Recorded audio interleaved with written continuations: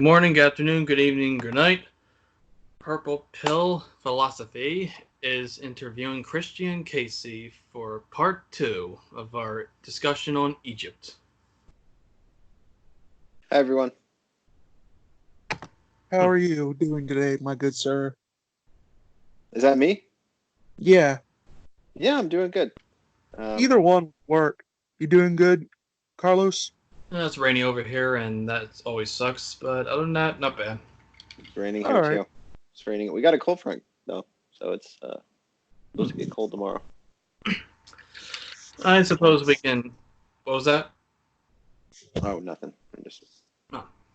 chatting. All right. We can start off by discussing how we came across you in the first place, where you talked Yeah. about you talked about with your interview with Digital Hammer, in which you discussed Assassin's Creed Origins and the relevance of video games, which is the most immersive and arguably the best platform for storytelling, more so than movies in the last 20 years in particular. Or books. Mhm. Although I will I think say, it's a very different. It's a different sort of medium. I mean, like the medium is the message to some extent. Like the medium sort of defines what can be said and what sort of stories are told. But for experiencing a place, I think there's really nothing better. At least nothing that we have now that is anywhere close to as immersive as a video game for, experiencing a different world. Yeah, if you were to tell this like 50 years ago or like 70 years ago or somewhere around there, if you were to go back in time and tell people that one day they'll make movies where you control the characters yourself, they'll be like, that's Yeah. magic. Yeah, that sounds so sci-fi. I mean, it's just, it's well, absolutely then remarkable. again, if you went back in time like 400 or 500 years and you told people that witches didn't exist, they would call you a witch. Yeah, originally video games were meant to pass the time. You weren't really meant to think about them that much. That is until we reached the golden age of PlayStation in the late 90s, which coincided with the Attitude Era of wrestling, where video games got more sophisticated and complex with games like Final Fantasy VII and VIII, Parasite Eve, and Metal Gear Solid. And I'm one of the biggest fans of Assassin's Creed you'll ever meet. And it was great to see a full-on representation of ancient Egypt outside of minor ones like we see in Crash Bandicoot Warped and Tomb Raider 4. Yeah, there are a few in, I think it was Unreal Tournament had quite a few like Egyptian temple maps and those sorts of things that were, I liked them anyway. I mean, I played it, I don't know how old you guys are, but I don't know if people still do this, but when I was in high school, we would everybody had a desktop computer, like hardly anybody had a laptop. So you would take the computer to somebody's house and network them and play video games against each other. We always play Unreal Tournament. So. Yeah, well, now it's more convenient with online gaming and having a bunch of 12-year-old kids screaming at each other. Yeah, I hear about that all the time. I've never done it. I've never played an online multiplayer game.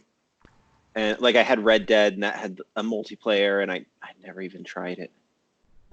So yeah, that must be cool. A few times. It's just not. I'm more of a story guy. Yeah. Also, I'm just kind of terrible at video games, to be honest. I can play it myself and I have a lot of fun, but if I'm playing against someone else, it's just they're so much better at it that it's kind of just pointless. I was wondering, since you actually do have expertise in the fields, do you ever come across a video game that you play and you just notice all the inaccuracies in them when it comes to the history?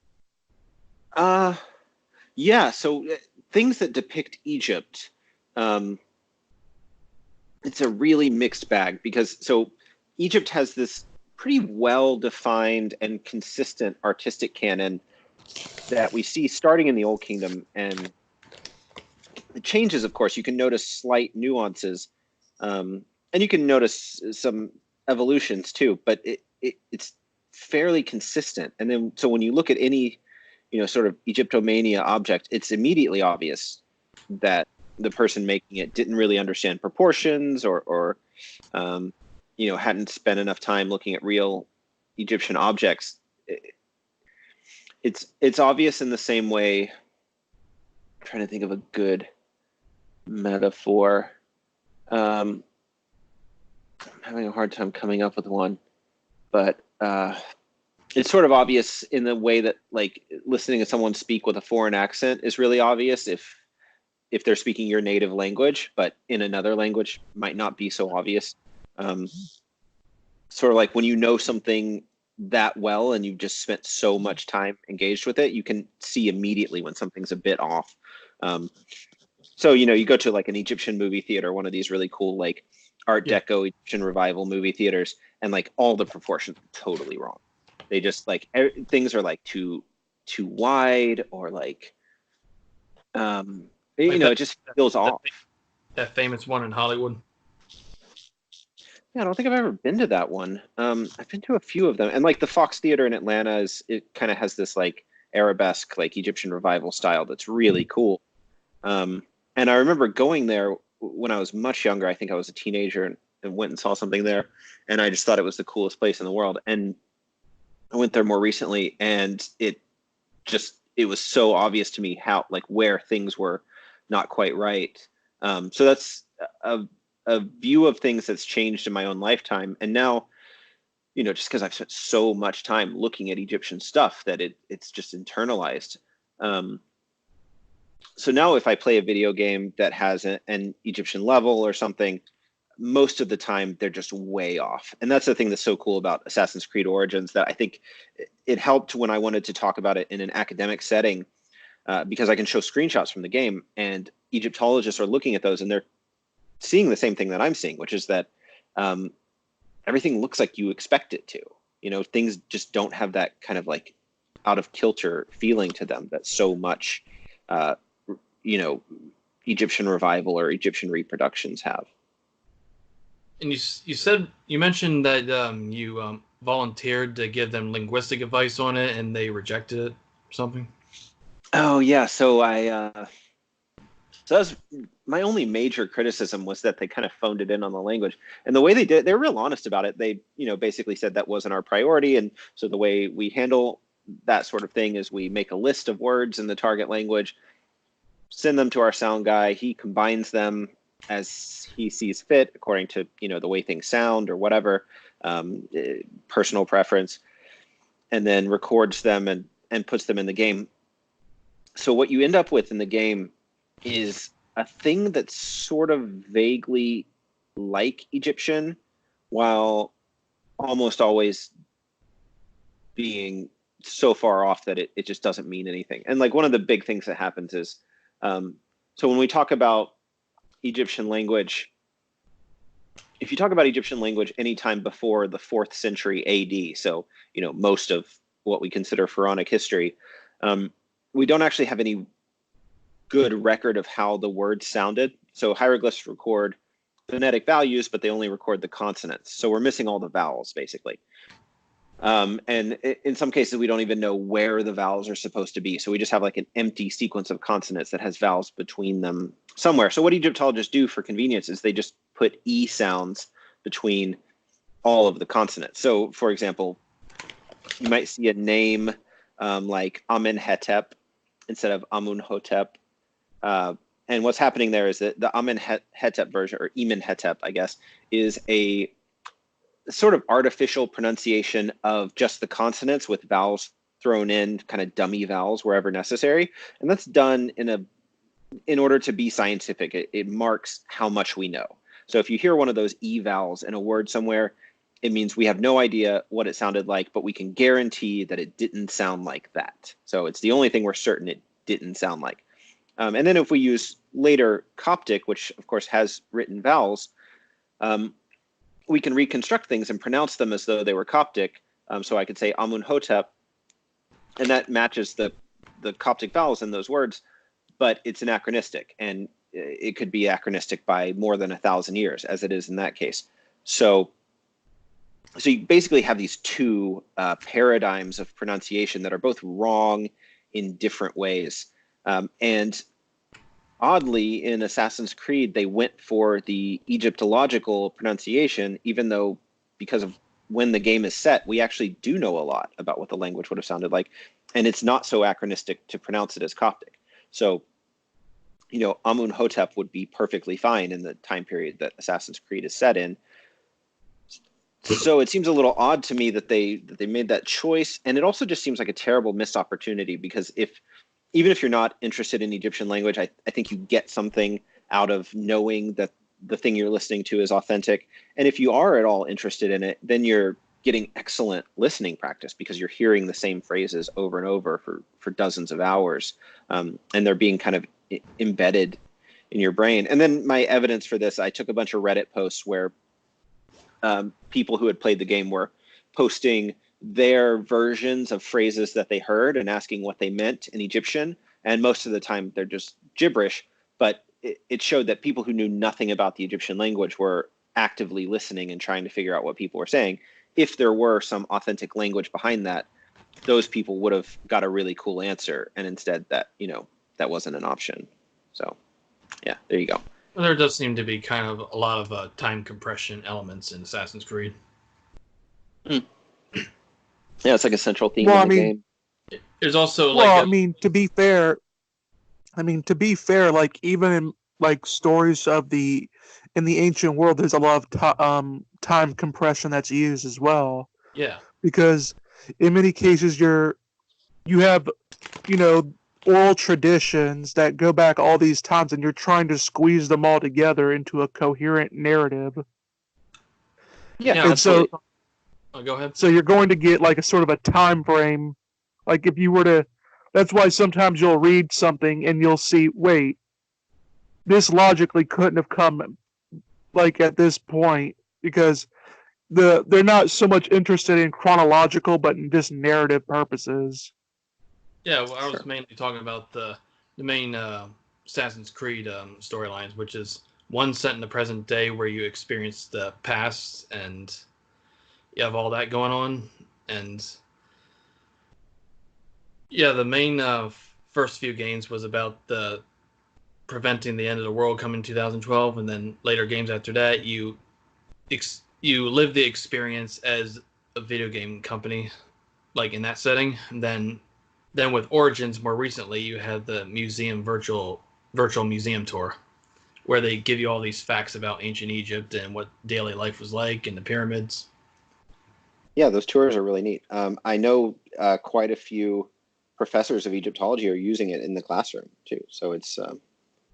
But what really they did kind of did some inaccurate parts with it, like the Library of Alexandria part and all that, but most of the it's reconstructed. I mean, we don't really know much about it, so it could have looked like that, I suppose. Yeah, it was just about the scroll size in the books, and they didn't have all that, and they blamed the burning of the library on the big bad Christians, and it wasn't like that. But there's a good article about that it's on JSTOR actually. Let me see if I can pull that up. It's kind of standard reading on this subject, and it happens to be written by one of my colleagues, one of my coworkers at ISAW. So he was the director of ISAW until a few years ago. I'm not sure the exact timeline, but Roger Bagnall, really interesting guy. Alexandria Library of Dreams is kind of the classic reading about this, and I just got it online without much effort. I just typed in the title. So anybody who wants to go read this definitely should, because it kind of he goes through the possible scenarios and kind of the implications and the reasons that people liked that explanation, and sort of concludes, if I remember correctly, he concludes that it was really like a combination of factors and deterioration, and no single person or group of people is really totally responsible. Right. Tim O'Neill also has an excellent article on historyforatheists.com where he debunks New Atheist bad history. Oh, cool. Yeah, I've never seen it. Yeah. Let me see. I could probably get it up myself.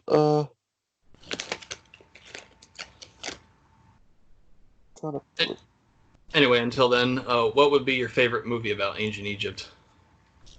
My favorite movie is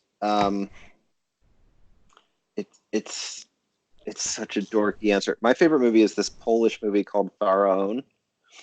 Let me see if I can Yeah, find it. it's supposed to be this fictional story about the supposed last pharaoh of the glory days, this fictional Ramesses the 13th, even though the last Ramesses was 11th, and Yeah, he's in competition with these priests of Amun who are conspiring against him, and all this political instability.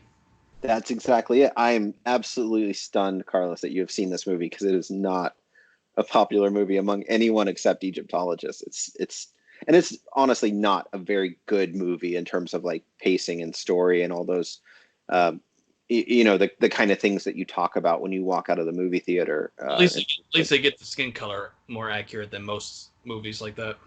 Yeah, they get a lot of things right. So the I forget the name of the Egyptologist, um, but it was a famous Egyptologist, Polish Egyptologist in the 1960s that consulted with them.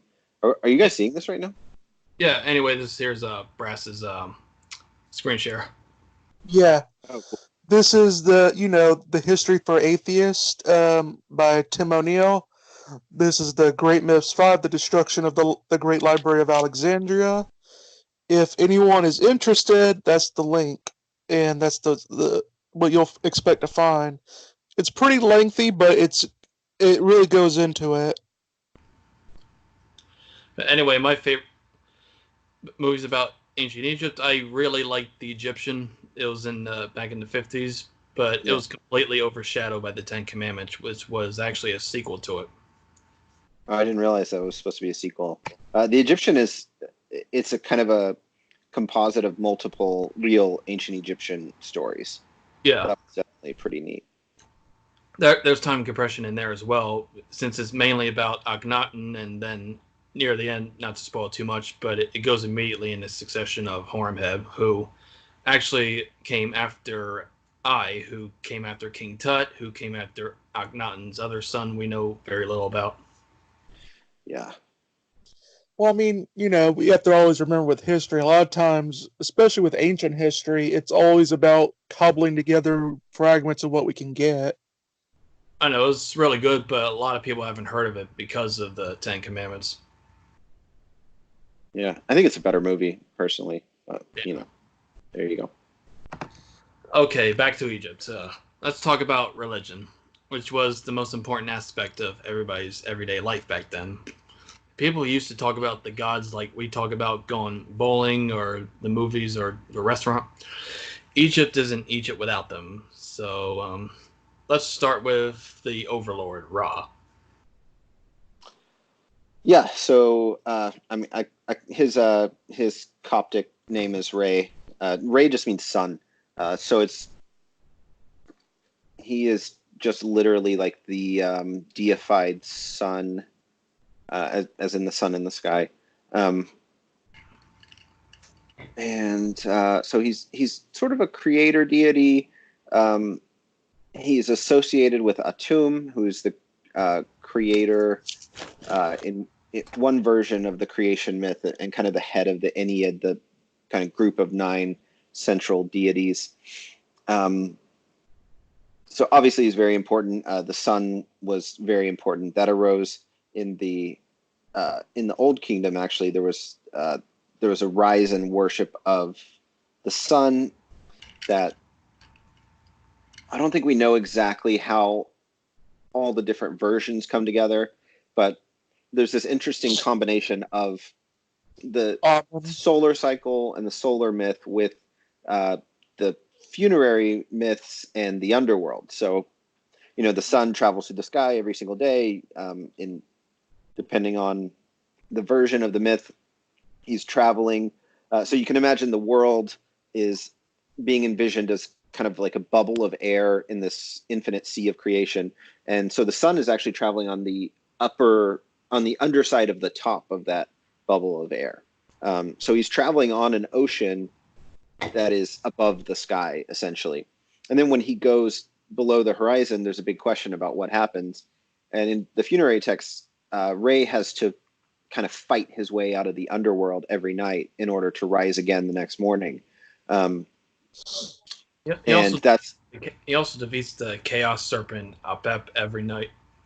yeah. So that's a How part of exhausting it. that would be.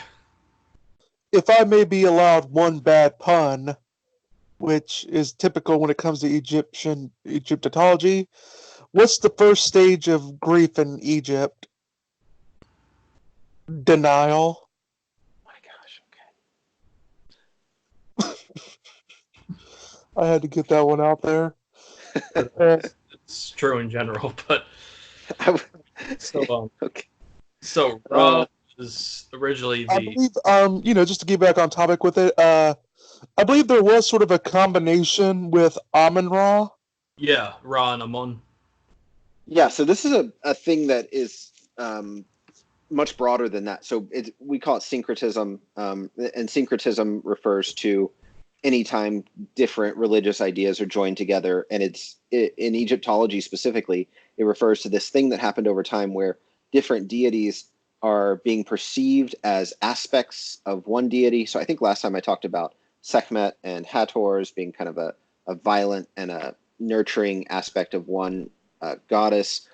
We have the same thing with Re, where he is later linked with Amun. And Amun at first his name means the hidden one. He's the patron god of the city of Thebes. And then he kind of develops to be like essentially a personification of Egypt, or the Egyptian state, maybe might be a better way to say it. So then, of course, because you have this preeminent solar deity that's kind of the center of all religious thinking or theology, and then you have this very prominent and like politically important deity that even common people feel a connection to. It makes sense that those two things would be seen as aspects of one thing. It makes sense both in practical terms because there's a political expedience to framing things in that way, and also just in sort of theological terms. So people. Okay, so before we go further on this, so just to be clear to the audience, that Upper Egypt is the south, which is more African, and Lower Egypt is the north, which is more Oriental. Which is the opposite of America. So in the Upper and Lower Egypt, they each either thought Ra was supreme, the other one thought Amun was supreme, and during the unification of the New Kingdom, they sort of became identified with each other by the priests, or is it more... Am I right so far? I don't know that Egypt can really be understood as being sort of closer in one place to one thing. I mean, it makes sense that there would be a certain amount of cultural diffusion, and that, in Upper Egypt, there might be more elements of other African cultures that are kind of becoming part of Egyptian culture as well. Yeah, I just don't necessarily see it. It makes sense that it would work that way, but I don't know of any evidence that that's actually how things... Yeah, Egypt was its own world. I'm just talking about various slight connections. Yeah, and there are certainly connections in just about any direction. So there are connections to other African cultures, and connections to like Levantine culture, and even Mesopotamian culture, and things farther away. I just don't know that there's any sort of dissimilarity between North and South that also mirrors things that are outside of the borders in those directions. It makes sense that there would be, though. I'm from Texas, and there's a whole lot of influences from Mexican culture in Texas that I don't find in New York, of course. So it's kind of natural that you might see things like that. I just can't think of any evidence for it. So I don't know that you're wrong. I also can't confirm that that's correct. Where I was getting at is they that... don't have the references to the, to the ripping out of your heart, like, as, in the Aztec culture. Aztec or Mayan, but it's actually... I actually learned something pretty neat about that, the sort of cultures and why they did that sort of human sacrifice.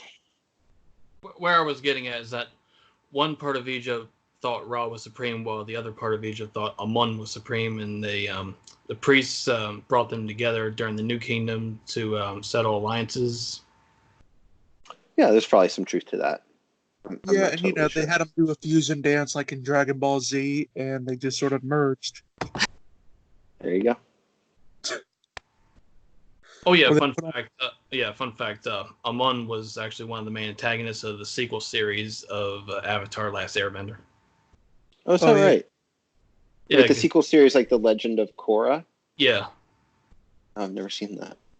Anyway, it's like anime. And anyway, what's the significance of Horus and Set? Were they we're getting the sense that Ra is the god of the sun, but it's also Horus. Yeah, it is. And how exactly does that work? Funny thing is, it sort of makes sense to me, but then I don't really know how to explain it. Um, one of the really clear connections is that there are these different um, manifestations of Ray depending on where he is. So when he's in the middle of the sky, he's just the sun, or he is, Aten.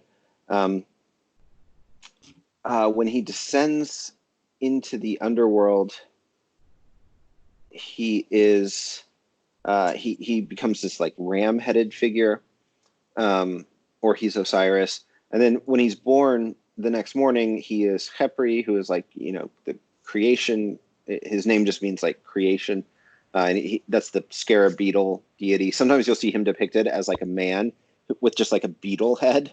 It's the most ridiculous looking thing. And then he is Ray Harakti, which is like Ray, who is also Horus of the Horizon. So there's, obviously a connection between the two there. Then there's a connection in ideas. Falcons fly through the air, sun flies through the air.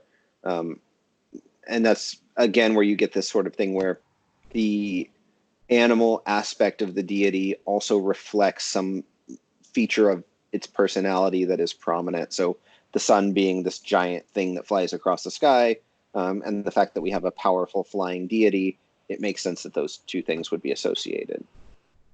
But Horus and Set, that's a kind of a different story. It's a bit of a mess too, because we don't actually have the ancient Egyptian version of the Osiris myth. But the basic story that survives from classical authors is that Seth tricks Osiris, chops him up. Wait, there's like two stages. He tricks him, murders him. He ends up as like a tree in like the king of Byblos's palace, and then Isis finds him, and then Set chops him up, and she puts him back together, and then she gives birth to Horus. And then Osiris becomes like the king of the underworld because he's basically still dead. He's like a mummy. And then so Set is kind of like, I think of it like Mufasa and Scar and Yeah. Simba. Like Horus would be like Simba, and Set is Scar, because it's Horus's uncle, but then they have to kind of fight over control of the throne. Some people have suggested that there might be a remnant of a real life political like succession issue during the Old Kingdom, in which an uncle and a son were both vying for the throne, and then it was kind of mythologized in the form of this story. Yeah, Lion King was actually actually based on Moses' story and Joseph's, as well as Hamlet.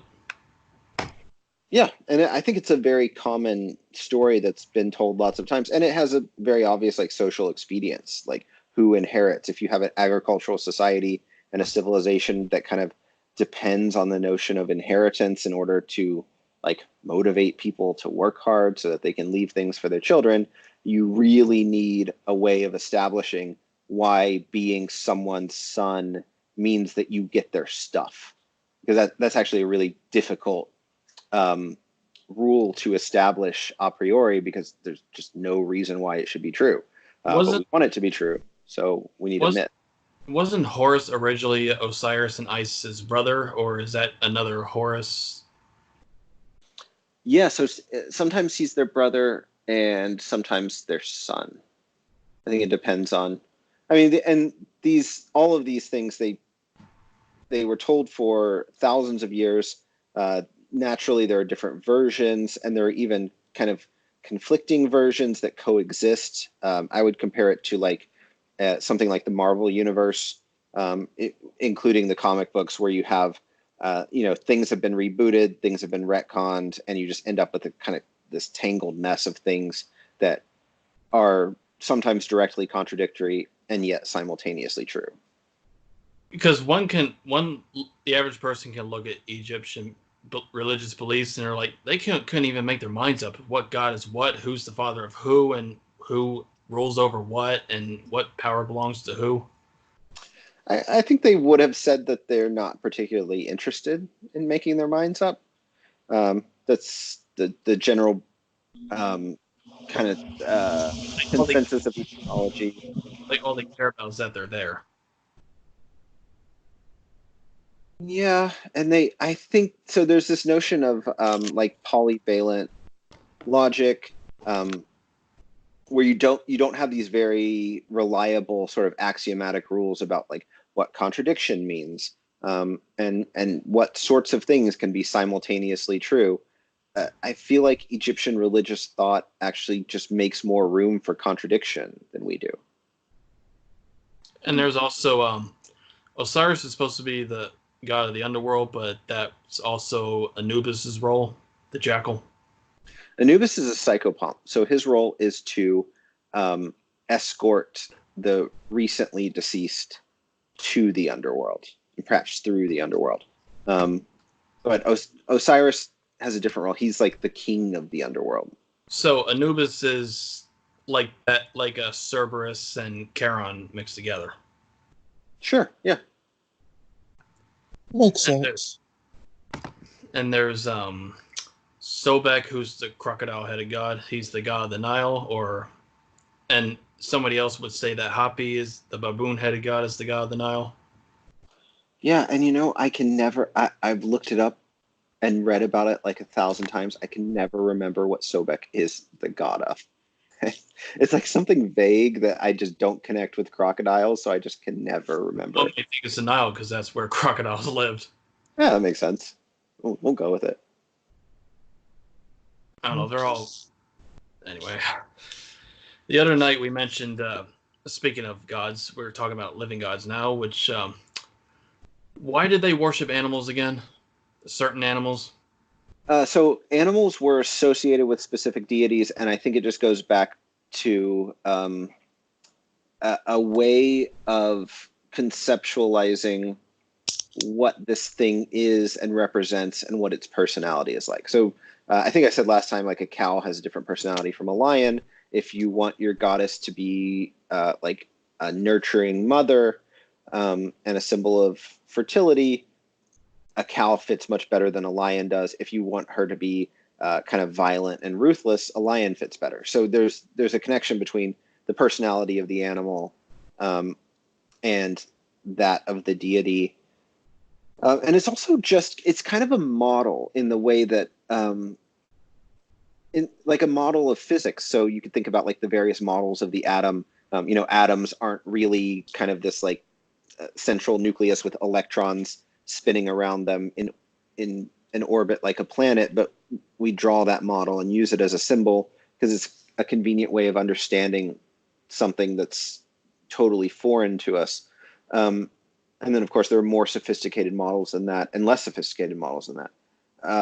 I think these animal avatars and the notion of the animal's personality and all of those things are ways of providing mental touchstones to understand something that is very abstract and very unfamiliar. So if you're talking about these primordial deities of the air and earth and sky, Geb, the god of the earth, kind of just is the earth. Newt just is the sky. We think of, if you're familiar, I'm sure everybody is. If you're more familiar with like Greek mythology, you have like Zeus, who's the god of thunder, but it means he's kind of like the boss of thunder. He isn't thunder itself, he is in control of thunder. Whereas Egyptian deities tend to just be that thing. So if that thing behaves a certain way, like if the notion of violence, if we conceptualize it in a certain way, we could attribute to that lionine qualities, because it's like violence is like the way that a lion behaves. So it's a way of ascribing something concrete and intuitive to these abstract ideas that might seem unfamiliar if you tried to negotiate them kind of on their own. Oh yeah, speaking of Zeus, when Alexander took over and the Egyptians praised him as a deliverer, and they ushered in this fantastic age which blended Egyptian and Greek culture. They synchronized Zeus and Amun. I have a hard time imagining people actually believe that, since they look absolutely nothing alike or acting. Yeah, I mean, it depends. So there's this thing in metaphor. Oh, I forgot the name of it. Associativity or something. No, that's a different thing. But basically, if we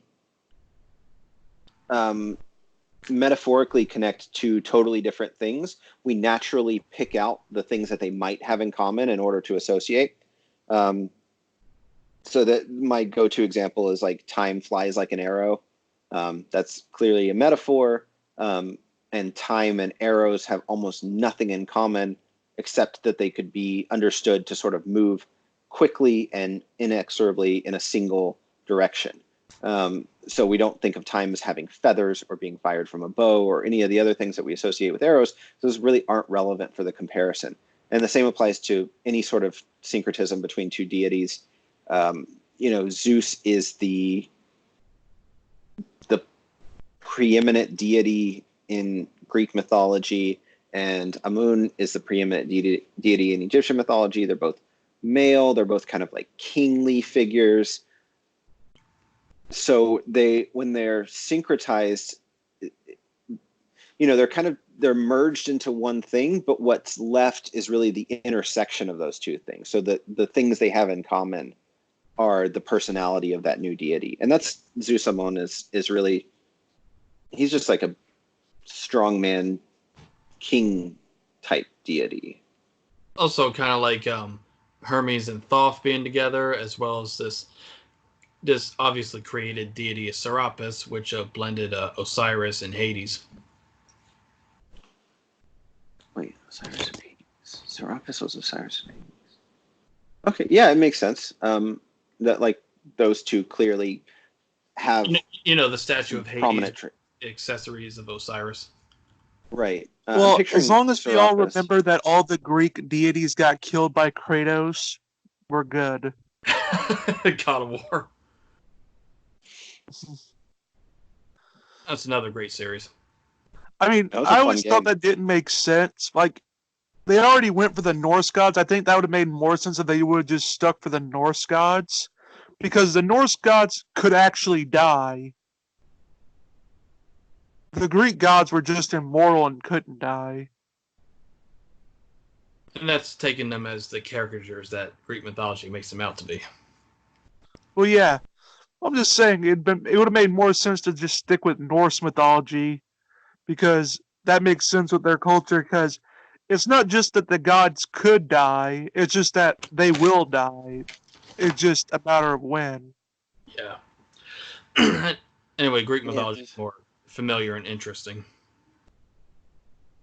But it's more familiar, interesting than Norse. I feel like Norse mythology is more interesting, personally. Well, yeah, it is interesting. It brought about Lord of the Rings and Narnia and stuff like that. And Neil Gaiman's Norse mythology is really good. That's a pretty awesome read. Yeah. Well, I mean, as long as we also remember that, Thanos really did a number on Thor, we're good. Yeah, he was supposed to be one of the Titans. I could never get through Endgame. I tried to watch it fairly recently, and it's so boring. Oh my gosh. I mean, it wasn't good as Infinity War. Yeah, Infinity War was super confusing. I saw it at the theater, and I remember like I saw it with my wife and a friend of ours, and we walked out, and we were like, we have no idea what just happened. Anyway, I Oh, agree. she had never seen another Marvel movie until that one, so she I was just like had no idea. It doesn't make sense unless you watch all of them, but I agree wholeheartedly with Scorsese that Marvel movies and DC movies and all this superheroes trending stuff is more like theme parks instead of cinema. Yeah, I mean, it depends on how you define it, and I think that's also relevant to our conversation about video games as a storytelling medium. Um, movies went through kind of the same thing that video games are still in the process of going through now, where they were so clunky, and you kind of just had to be there for the novelty of the thing more than really for the story that was being told. And then they got more sophisticated to the point that Yeah, they could tell stories, and they could have this emotional impact, and they could be considered art, really. yeah. I feel like One of the first blockbusters was Intolerance, which took place over 4 different time periods and went through in sequence back and forth until they culminated in the end. I've never seen that. That's a really early film. Yeah, Intolerant? like 1916. I've never seen It's it. really good, but it's when America was getting out of the Wild West and we were heading into World War One. Right. I know. I mean, it's funny. Superhero movies are basically the new cowboy movies. Yeah, I think they're fun. I mean, Scorsese's argument that they aren't really films in the artistic sense, or they aren't really cinema. I mean those kind of to mean the same thing. This high art version of the thing. Um, I don't really know what that means. It just doesn't. It's a statement that doesn't really say anything. Like it doesn't speak to the heart or is really intellectual in a way. It's just eye candy or roller coaster ride. Sure, but they aren't claiming to be high art. So Right. it feels like accusing them of being dishonest when they're never claiming to be that thing. They're supposed to just be fun, and that's okay. Spielberg manages to do both with Jurassic Park. Yeah, most of his movies actually Yeah. makes them so good. Yeah. As long as Anyway, it sticks yeah. to the T-Rex, that's always a good thing. Yeah. I mean, even though they did not look like that, they were like T-Rex probably looked like a giant roadrunner from hell, but other than that, it's yeah. I mean, I would imagine, that it's funnier because I would imagine if you're a paleontologist and you actually make a living doing studying dinosaurs, that watching Jurassic Park, and Jurassic World would just give you a heart attack with all the inaccuracies that you could find in there. It says similar things with the caveman movies back in the day. Like, well, scientists don't really come to see these kind of movies anyway. Right. Well, I mean, actually, we do. If you want to be clear, the Flintstones is basically how young Earth creationists view cavemen. Totally. Yeah, I've tried to talk to people about that. So just about everyone I interact with on a daily basis is a scholar of the ancient world and is just much more knowledgeable about history than just about anything else in the world because it's what they do. I was trying to explain the historical worldview that I was raised with, growing up in a extremely Christian, extremely conservative, extremely backward, ignorant environment in Waxahachie, Texas. I'm sorry. Yeah, it was awful. Don't even go there. It's a horrible place. But there's kind of this view that I was raised with that like basically the Greeks are essentially the beginning of history. And that sort of roughly coincides with Bible times. But then the Greeks were like, they practiced homosexuality. They were basically like Sodom and Gomorrah. So their civilization died. And then the Romans were pretty terrible. And then they became Christian. So they were successful. And, fast forward through European Christian culture all the way to today. And that's essentially world history. That's literally the only knowledge that some people have of it. And that's basically the view of world history that I was raised with until I started learning about it.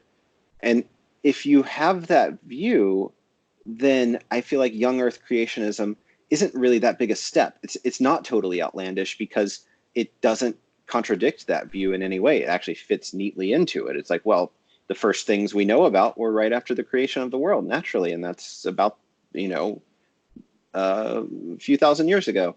Well, Um, oddly enough, civilization itself goes back 6,000 years to when they think the world began. But other than that, Right. it's then you got on the other side of the extreme, you got the new atheist bad history, which just mucks it up just as bad. I think anytime people have too much of a bias, like I always say, everybody has some amount of bias in their thinking. That's just human nature, is totally unavoidable.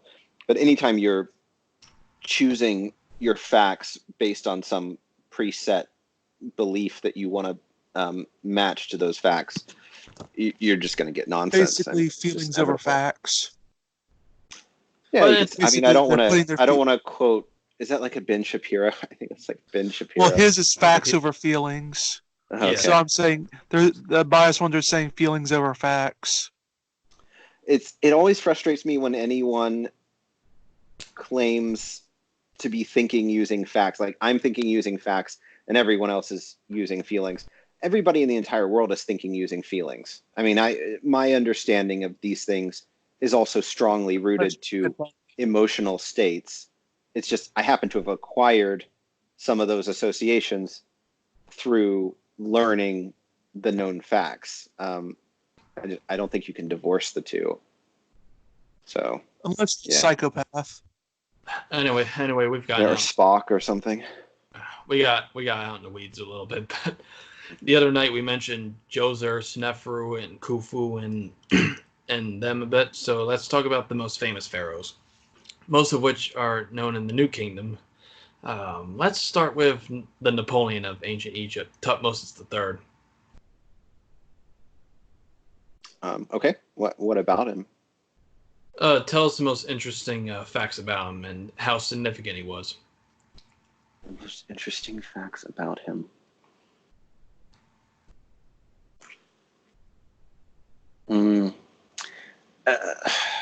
All the facts I know are boring. So there's this really long interconnected lineage that eventually leads to Hatshepsut. That's the first thing that comes to mind about all the Tutmosid pharaohs. Yeah, it's not terribly interesting, I suppose. Obviously, a highly successful pharaoh, and his success probably enabled a secure and strong enough government that would promote a female pharaoh. So, there are very few female pharaohs. We don't really know how, to what extent Egyptian society was, totally patriarchal in its thinking. But female pharaohs are quite rare in Egyptian history. The relative number of male to female pharaohs is obviously very, very high. Mm-hmm. So you have to imagine that there's some extraordinary circumstance, and that period of wealth and stability probably enabled something slightly unorthodox like a female pharaoh. I think Hatshepsut is much more interesting, honestly. I mean, that's obviously because that's the direction I'm veering in. It's often said that she was the first female pharaoh, but wasn't Sobek Nefer the first one in the Middle Kingdom? Yeah, and there's one. What is her name? In the Old Kingdom. I can't think of her name. Yeah, there's a female, a powerful female figure. Gosh, what is it? Meritneat? Is her name Meritneat? I'm just gonna look it up real quick. But ironically, the last pharaoh of Egypt's 3,000-year history was Cleopatra. Yeah, that is technically true. Let's see. A woman ended Egypt's history. Yeah, I just Googled because I was looking for the name of this woman that I can't think of, and the first thing Meritneat. Okay, yeah, Meritneat. So she might have been a ruler. And then Sobeknef. Yeah, Sobekneferu. and then Hatshepsut. And this website that I'm looking at also lists Nefertiti because there's some uncertainty as to whether Nefertiti actually acted as pharaoh after the death of Amenhotep IV. So there could be quite a few before Hatshepsut, but no matter how you slice it, even if you estimate towards the high end and say there could have been anywhere up to say 10, there are still hundreds of male pharaohs. So can't really push the numbers up high enough to argue for equality. Speaking of Nefertiti's husband, now for one of the most fascinating pharaohs, the heretic, son of the magnificent Amenhotep III, who thought God was the face of the sun, Aten, and whose hasty reforms forced the Egyptians to celebrate their gods underground. What were the most significant factors of his temporary reign? I think iconoclasm is the dominant feature. So we see evidence of like the name of Amun being chiseled off of temples. He founded a new city, Akhetaten, and moved people there to work on the building of the city. He built the temple to the Aten and then demolished it and built it again. He depicted himself really strangely in art. Some people argue that he made a move towards increased realism, or even just increased sort of rawness. So not necessarily depicting real life, but depicting things in a more sort of immediate, visceral sort of way. There are tons of opinions about him.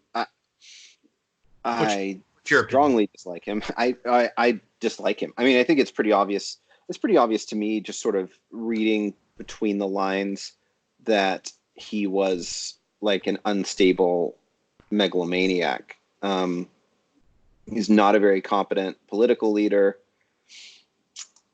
And I think the people debate this. I think probably right now a lot of more people would disagree with me than would agree with me. But I think the promotion of the new religion was in part an effort to just wrest power from the priesthood of Amun. And we're projecting backwards a little bit, but the priesthood of Amun eventually become as powerful as pharaohs. So it's clear that this was a powerful group of people whose power could infringe on that of the king.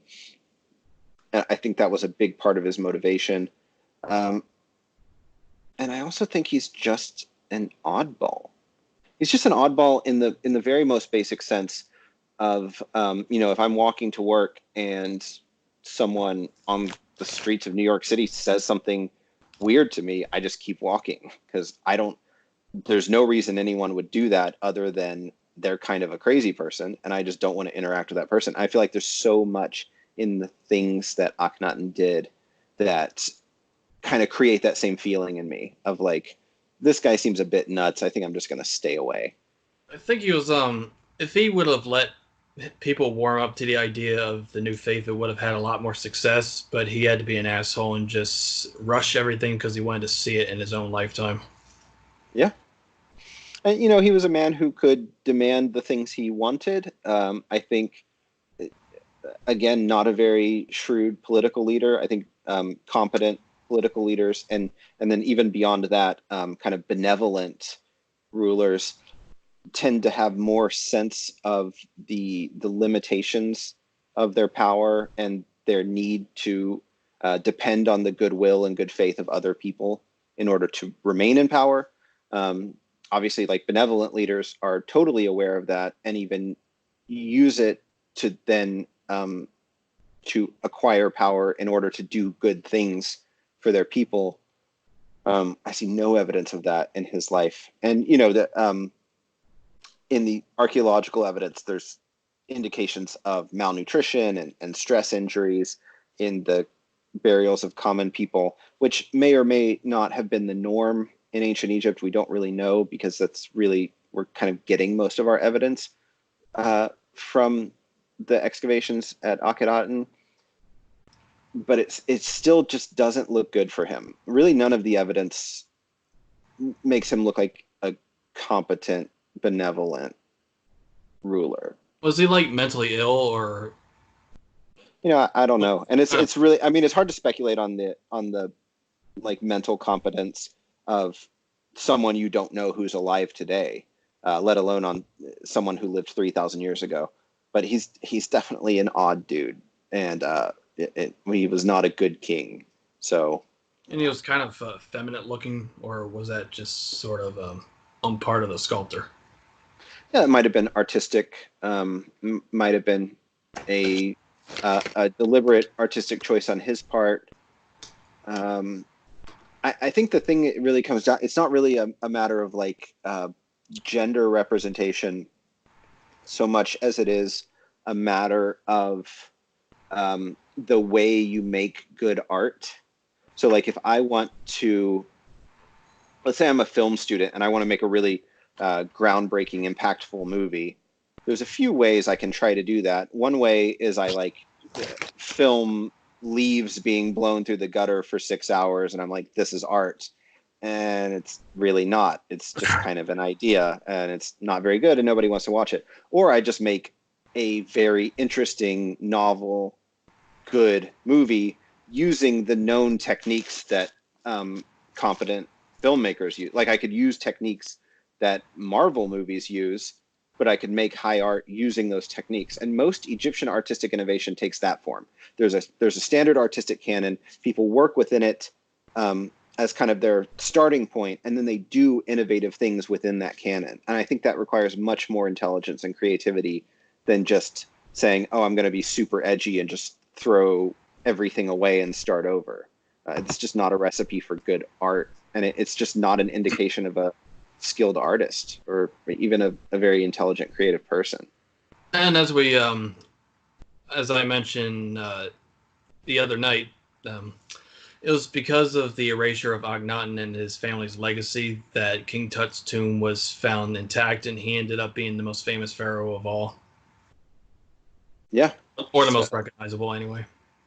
Kind of a lucky accident. And his tomb was actually broken into. It wasn't completely robbed, but it was breached and then resealed in antiquity. So, just kind of just a matter of luck that it wasn't totally robbed. And just about the average person has no idea who the usurpers were, so that's kind of karma on their part. Yeah, I suppose so. Anyway, Ramesses, huh? Well, I mean, another thing could also get, because people also like to bring up like when people bring up King Tut and stuff, like there's generally this idea that there's one image that goes around where he's like this very tall, attractive Egyptian, but when we actually do study some of the like how he was described, and we actually study what we have his remains, what we have of his remains, we find that he would have walked with a limp. He clearly just showed the signs of being an incest child, to put it bluntly. Yeah, almost certainly he was. So I mean, he also had I think he had twins that died in the womb. Wasn't his the two babies buried? I vaguely remember something about that. Wasn't his sister also his wife? Well, yeah, but that was common with everybody. Yeah. Well, all the pharaohs, that is, not the people in general. Yeah. It was Ankh-Senamun his sister? I'm honestly, I just don't know. Maybe. I vaguely remember her being somebody close to him. There's really nothing surprising there. I mean, this was a common practice throughout history in totally disconnected places. Yeah. Anyway, as for Ramesses II, when not being vilified in popular culture for being mistaken for the Pharaoh of the Exodus, which I tend to think was Amenhotep II, he's often regarded as one of the greatest pharaohs who ever lived, and a master builder, the champion of Kadesh, father of over 100 kids by many different wives, and whose giant ego would be that of past pharaohs to shame. Jeez, imagine all the child support he'd have to pay. Well, But he could afford it. he didn't have to. He was the pharaoh. Well, Well, yeah. he did actually. He did have to, but he could afford it. Yeah. All of those children would have been raised in the royal court and looked after, and that would have cost the royal treasury And money. he still ended up being the richest pharaoh, besides his father, Seti.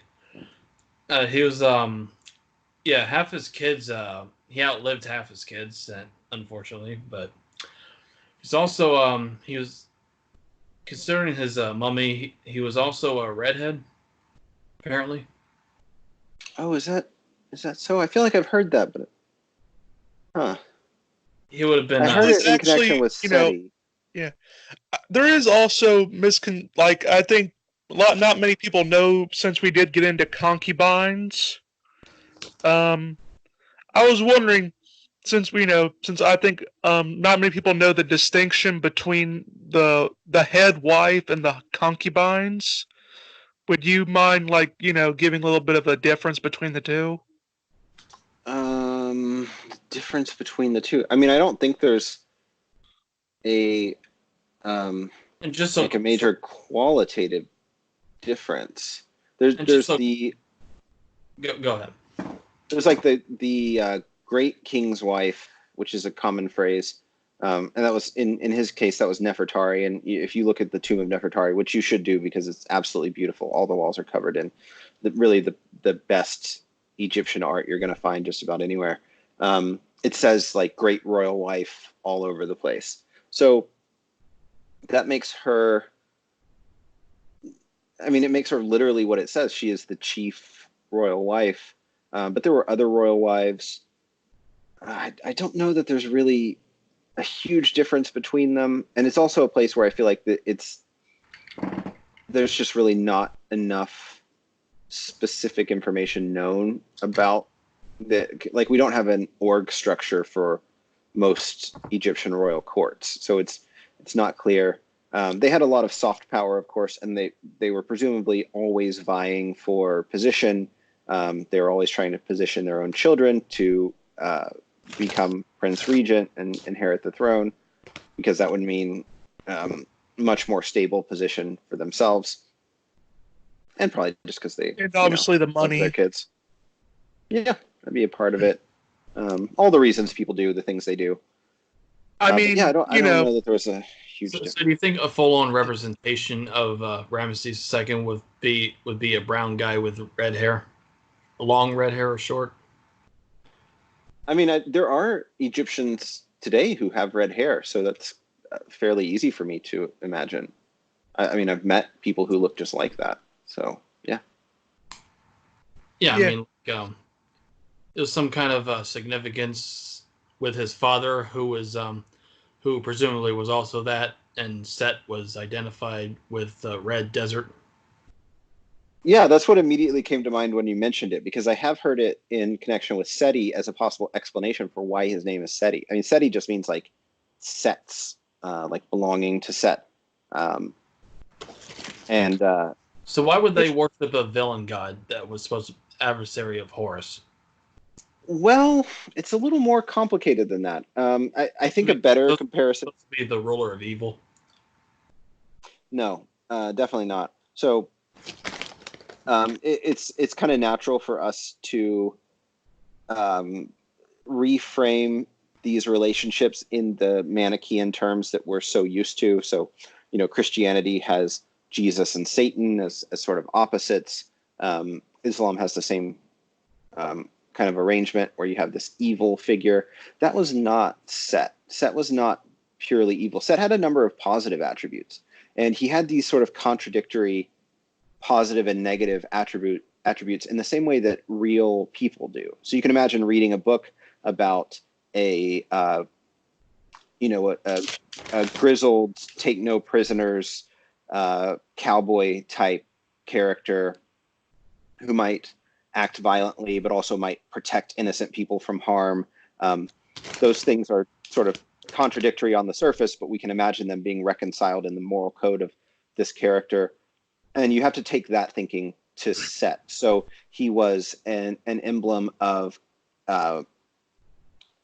of like masculine violence, of martial prowess, of aggression in general, of the chaotic forces of nature like storms, of the dangerous aspects of the world like the desert as opposed to the cultivated floodplain.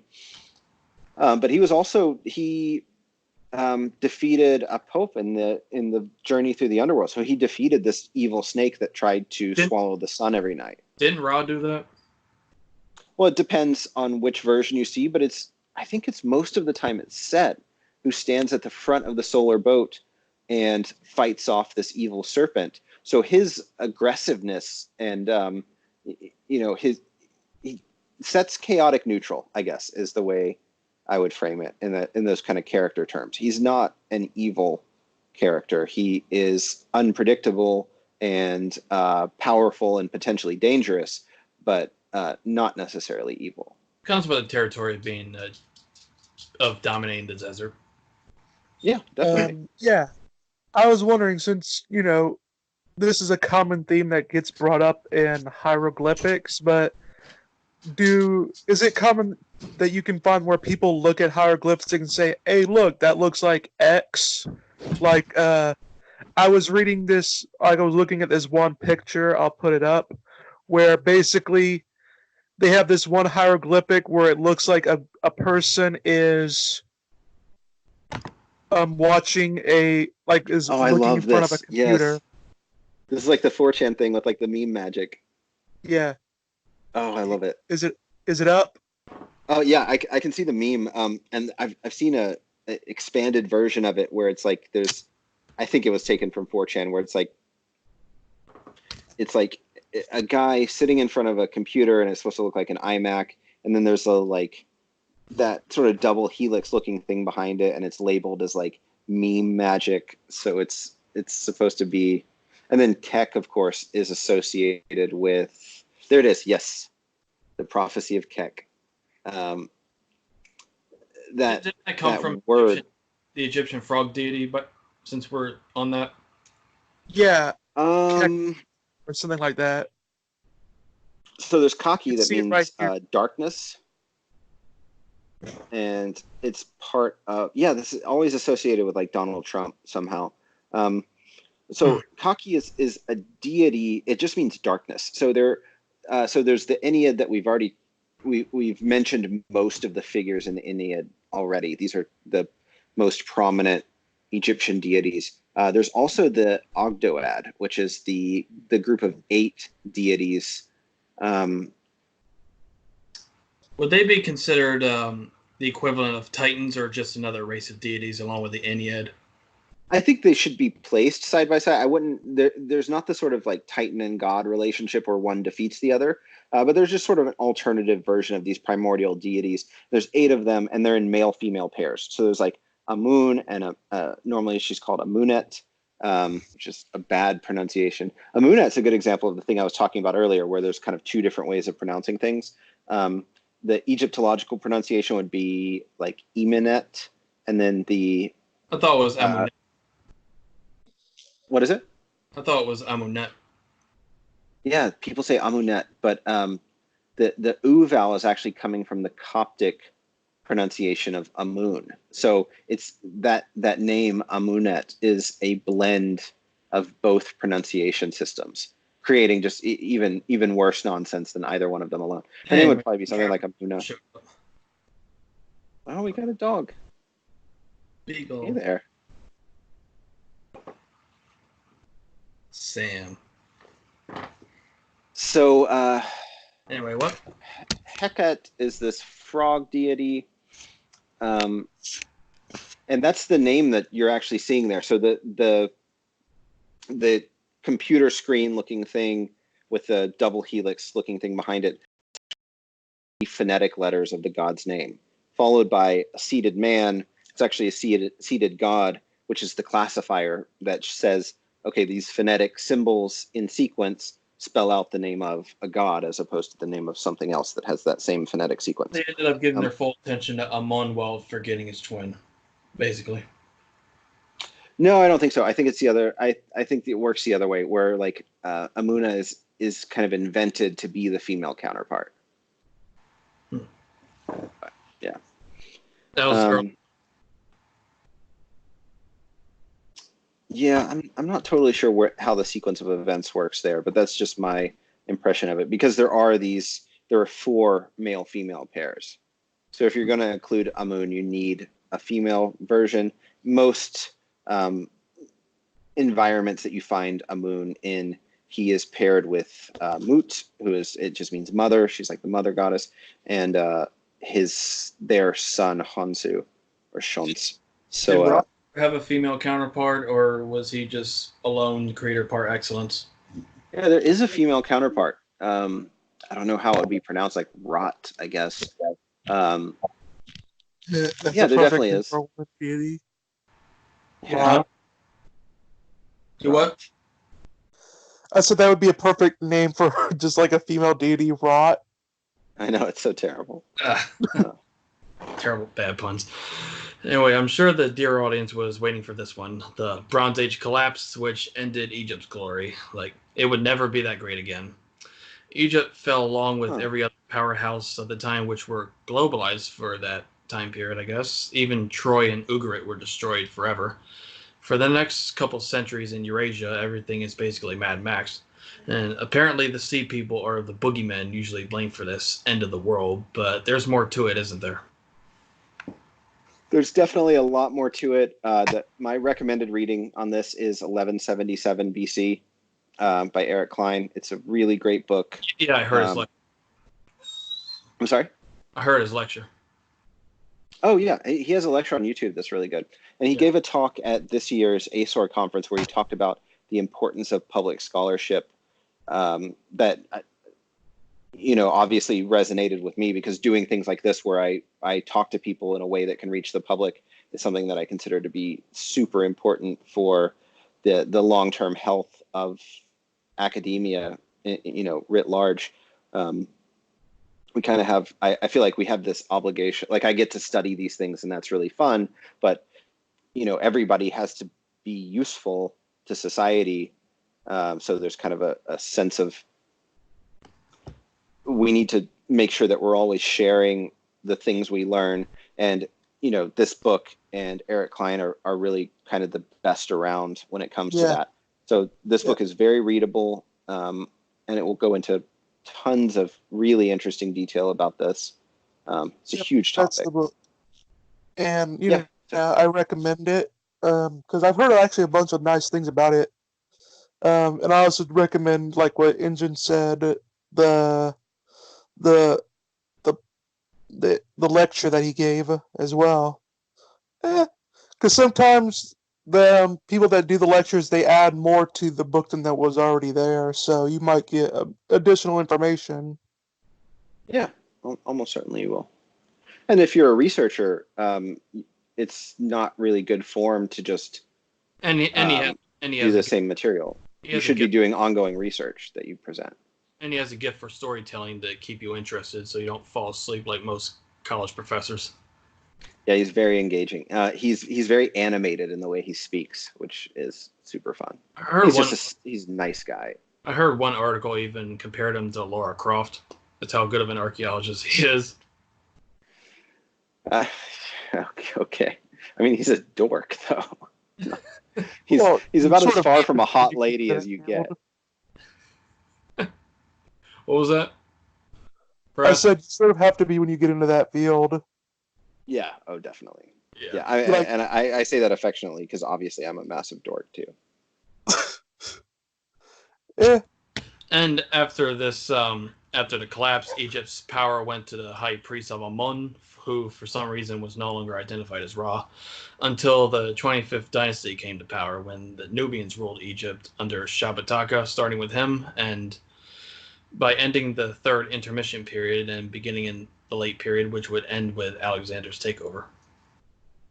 Yeah, that's a very good and fast summary of a 1,000-year time span. I think that's the thing that's easy to forget when we start talking about third intermediate period and the late period. If you look at a timeline of Egyptian history, you'll see, the Old Kingdom had some legs, and then there's this short, like 200-year period not even 120 years, something like that, of the first intermediate period. And we have the Middle Kingdom, and the second intermediate period is also short. I don't remember exactly how long. 100 exactly, almost exact. So really not that long. And then the third intermediate period is 500 years. I mean, it's so much longer than the others that it's a little misleading that they are just like first, second, and third, like as though it's three of the same thing. And for the audience to know this, these intermediate periods between the glory days of Egypt were these unstable period of anarchies where all these people were running around claiming, I'm the Pharaoh, worship me, and they would all fight each other, and it was just utter chaos until somebody would reunite the country and get it back up and running again. Yeah, that's the gist of it.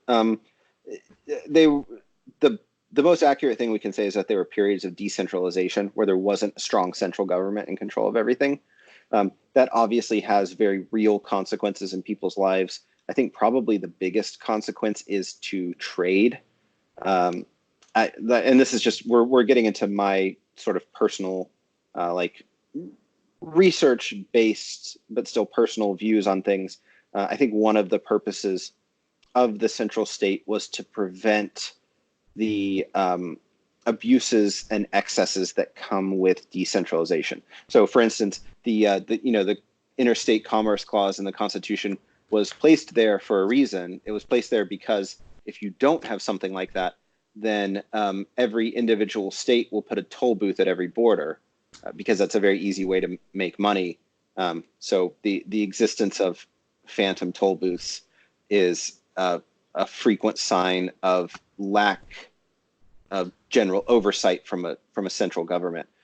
So consequences like that, obviously, that's hugely detrimental to trade. That's probably the same sort of problem that led to Kamoza's attack on the Hyksos. So they were charging tolls to ships traveling to Upper Egypt through the Nile that were passing through their territory. And that, I think, based on a close reading of the text, I think that was the central cause for his punitive raid against the Hyksos, was the exaction of taxes or tariffs on trade goods. So, decentralization obviously makes it very easy for any individual polity to, charge tariffs or have radically different laws that favor that government in some way. So there's all kinds of consequences for that. I think the idea that it was a period of total chaos is a stretch based on the evidence we have. Most people probably just their lives. Right. I mean, you could compare it to now, actually, where we have obviously a very unstable political situation. The president just got impeached and acquitted despite being very obviously objectively guilty of the thing he was accused of. That's political instability. And we all feel, regardless of which side of the aisle you're on, you probably are feeling that sense of instability every day, even if your life looks more or less exactly the same now as it did 4 years ago. It's a psychological. I always look at this post-90s cultural wasteland comparable to the fall of the Roman Empire. Could be. It's because it was kind of like that those intermediate periods. Yeah, Well, it's a time of crisis, certainly. I mean, as long as you remember, most civilizations tend to, at the longest, last about 1,000 years, but on average about 350. I guess. Anyway, by this, what was that? Yeah, and I'm saying, so technically, since we're only about, I think America's like 250 years old or something like that, we got like 100 years left, so that's always a good thing. Yeah. Time will tell, but yeah. by the time of the third intermediate period, when Egypt was already a shadow of its former self, obviously, but the Nubians apparently revitalized it in one last spark for a short time, and after that, it seems Egypt got conquered by every major empire after that. The Assyrians, Babylonians, Persians, Greeks, Romans, and Muslims, and it's been an Islamic hellhole ever since. I wouldn't go quite that far. Well, for the past few decades, anyway. Egypt is definitely in a time of crisis now, and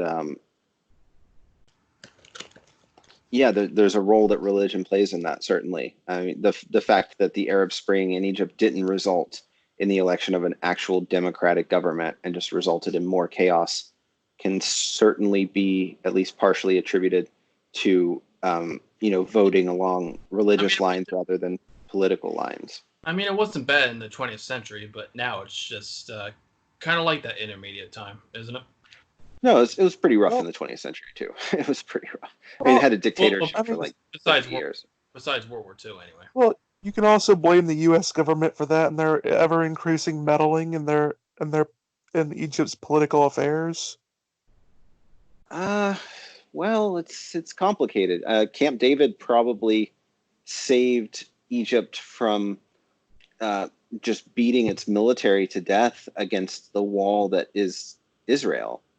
So that I mean the roughly $2 billion in aid that the U.S. provides to Egypt in exchange for their agreement to cease hostilities against Israel was doubly beneficial.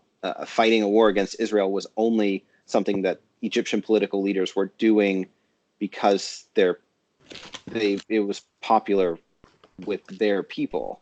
It was not a wise political move on their part. So having a reason to say we're not going to do that anymore and we're going to get paid for it, it's a pretty good deal. I think the Egyptians were very happy with it, actually. Yeah, and I'm not an expert on modern Egyptian politics either, and it is very complicated, of course. Anyway, tell us about what's the most interesting you could tell us about the very brief Nubian period? Which, fun fact, the last of them, Taharka, was in the Bible. Yeah, maybe is. There was some kind of confusion as to who the first Nubian pharaoh was. Was it Shabataka, or Shabiku, or which one of them? I'm honestly not sure. I think Shabaka was. Yeah, I'm really just not sure. My instinct is to say Shabaka because that was what I was taught at some point, but short of looking at the evidence right now, I couldn't really say for sure. The Nubian period was very interesting. It was, like you said, it kind of revitalized Egypt. We might think of native Egyptians being sort of resistant to this foreign power, but all the evidence we have suggests that they considered the Nubian pharaohs to be totally legitimate, whereas like Persian satraps were never granted any sort of legitimacy and hated. There's a Coptic text from trying to remember the date. It's much later, like the 7th century AD. We're talking like 1,000 years after the Persian period, that paints the Persians as these horrible monsters. We see nothing like that about the Nubian pharaohs. So there was definitely a difference in view among Egyptians towards them. It probably has a lot to do with events leading up to the Nubian dynasty. So there was always lots of connections between Nubia and Egypt. Normally, Egypt launched raids against Nubia in order to exact tribute.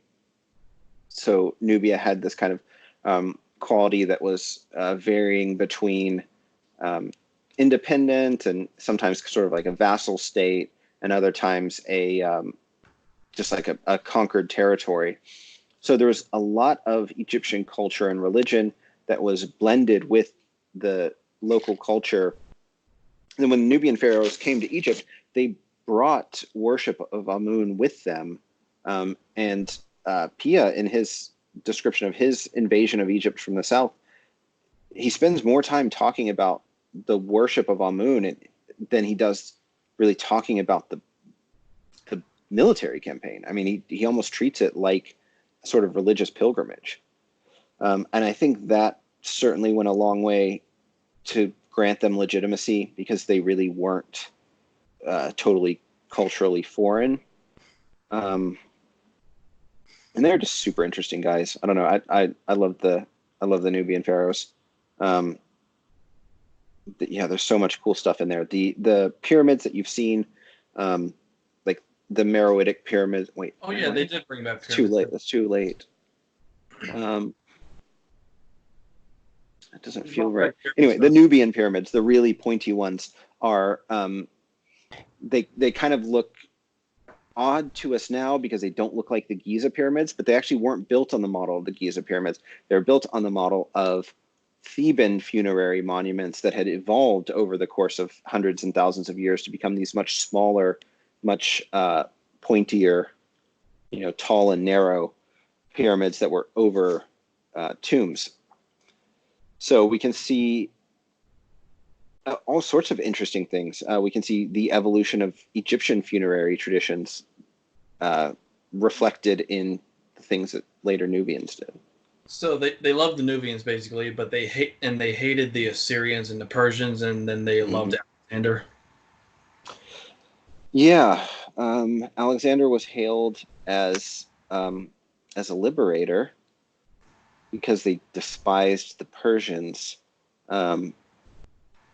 I mean, obviously, it's kind of a be careful what you wish for situation because the Ptolemaic rulers, they ended up being assholes also.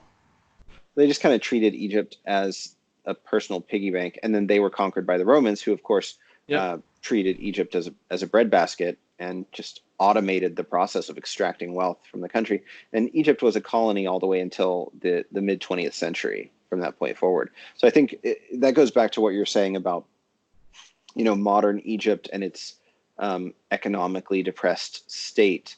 Egypt is the most colonized nation in the history of the world. It was a colony of European governments for how long? For 2,200 years. If you think about the legacy of colonialism in the Belgian Congo, where obviously the Belgians committed horrible atrocities and severely damaged that country's culture and economy, they weren't there for 2,200 years. Then you got 20th century, you got the French and the Germans competing over them, playing. Then you got the British and the French. The French led an invasion to Egypt, which is actually the origin story of modern Egyptology. So Napoleon's expedition in the late 18th century is really the starting point of Egyptology. Because he was with exploring the land of the pharaohs and uncovering their secrets. Yeah. Like by that time, people have just forgot about them, and aside from what they hear in the Bible, and people have long forgot. Even in Cleopatra's time, they've forgotten what the pyramids were built for. Yeah, I mean, there are people today who still don't know. So yeah. So, any final thoughts? That was a very long trek through Egyptian history. I think I'm probably going to go to bed soon so I can get up and go to work in the morning. This kitty cat's already sleeping, so she's decided that it's bedtime. Yeah. I'm going to be eating pretty soon, so yeah, I had a great conversation. This was very good. I felt like I learned a lot. All right, I'll link your site in the description again, and the dear audience can find you whenever they're curious about Egypt. Yeah, send me questions. Always happy to answer questions to the best of my ability anyway. And thank you guys so much for having me. It's been really fun. No problem, man. All right, see you next time. Go check him out, and stay tuned for the next episode. Adios.